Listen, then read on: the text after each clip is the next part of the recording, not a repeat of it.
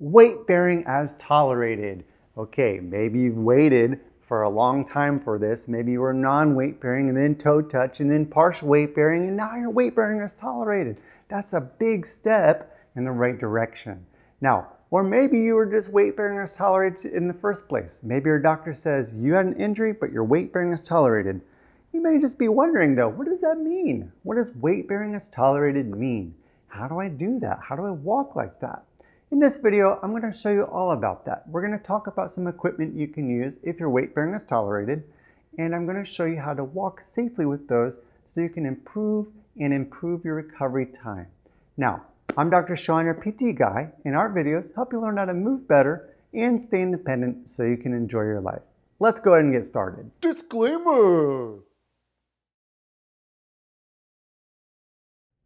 Now, weight bearing as tolerated means you can put as much weight on the hurt leg as you can tolerate. But there's a little couple caveats. If you're someone who just can tolerate pain and you're just gonna push through, no pain, no gain, I'm just gonna do this. He said weight bearing as tolerated, I can tolerate this. That's not gonna be the best approach for a leg that's trying to recover. So what I try to tell people is, yes, you gotten a green check. That's one of the best checks you can get from your doctor. Weight bearing is tolerated. Great. That means you can do up to what you can tolerate, but err on the side of being a little bit more babying it a little bit, nurse it a little bit. We want to be gentle somewhat with that leg. And when we're placing weight through that leg, it's going to actually stimulate growth. So that is super helpful, especially if you've had a fracture. Pelvic fracture, anything in the foot, anything like that. It's going to speed up that process of growth if you start putting weight through there. But we don't want to overdo it. So your doctor gave you weight bearing as tolerated. So you can use a variety of devices. You can use a walker. You can use crutches. Some would say you can even use a cane because you're weight bearing as tolerated. So it's a lot more subjective for the person. Now we don't want to say don't use anything because we want to work slowly toward that goal of being full weight bearing and getting your life back. We don't want to overdo it. But this cane can take off a little bit of pressure if you can tolerate it. So you got to be very careful going from more sturdy equipment to less sturdy equipment because your leg may not be able to tolerate it yet. Let me show you on the walker how to get up and walk with weight bearing as tolerated. You're going to stand up, push up from here. You're walking like this. My hurt leg's the right one with the stripes. What we're going to do is you're going to bring the walker out. You're going to take your hurt leg. Always make sure that the hurt leg lands between these two posts, especially when you're starting to get the technique first. Then you push your arms down and you bring your other leg through. Walker, right leg, arm straight down, left leg. Walker, right leg, arm straight down, left leg. Walker, right leg, arm straight down, left leg. Now, if you feel really good with this, and you don't want to just take the time to try to do each little step here and there at a time, you can just push down on the walker and just walk if you want. That's going to take weight off of the other side too, but it is a way to kind of speed up the process using a walker. When you sit down, always just make sure that you make sure both legs touch the chair, then you reach back and have a seat. If you're using crutches, you're going to hold it like this, one hand here on both handles here, on the hurt side. I always do it on the hurt side. Hand here, you push, push. Once you're here, you grab this guy, bring him over. Make sure these are set to the right height. 2 finger widths down below your armpit. This is good for me. And very similar to the walker, we bring the crutches out and the hurt foot lands right between them. Not before them, or not behind them, or in front of them, but right in between them. That allows us to take the weight through our arms and bring our other leg through. So crutches, hurt foot, arm straight down, left foot. Crutches, hurt foot, arm straight down, left foot.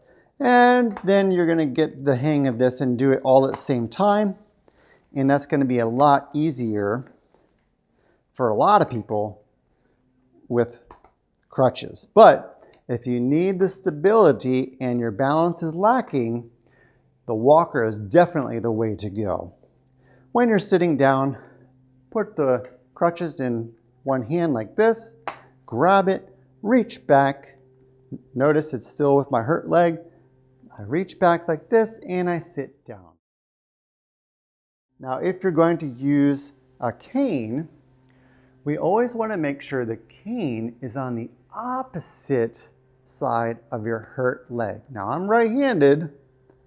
Some people would want to use it on the right side, but the way the mechanics work, we actually want the cane on the left side because that's taking our pelvis, or our pelvis right here. When we walk and our left leg comes up in the air, that pelvis is going to want to dip, which puts a lot of pressure on this right side. So we actually want the cane on the left to kind of buoy that and lift up that pelvis so the right side doesn't have to work as hard. So when you stand up, by the way, this is a HurryCane. I love this cane because it's got the two prongs. This guy can be undone. You can undo it, and then you can make him, he's adjustable, but better yet, you can also take this and when you're done setting this, put it in your purse or your backpack. Pretty cool, right? So, HurryCane. I like it. It stays put. It's a good one. It's got a nice grip. But once you stand up, you hold here on the opposite side. Now, when you're walking, you put the cane out first. And again, it's just like the crutches, just like the walker, but we took one away. And you can also use a crutch, not just the cane, but you can just use one crutch on the left. Same concept. Let me actually show you that first. So the crutch, like this, oh yeah, this is way more stable because I've got this spot on my arm, on my torso, and I've got a big solid grip here. So crutch, right foot out, and I can lean onto this guy a little bit more if I feel like I need it. So notice again though, that it's still in line with that post. That's the biggest thing I want you to take away from this. So you can do it with the crutch, same thing, or you can use it with the cane, and the cane, same thing, but the cane is the least stable one. We've got the cane, cane out, hurt foot, then we put pressure through here. Just make sure.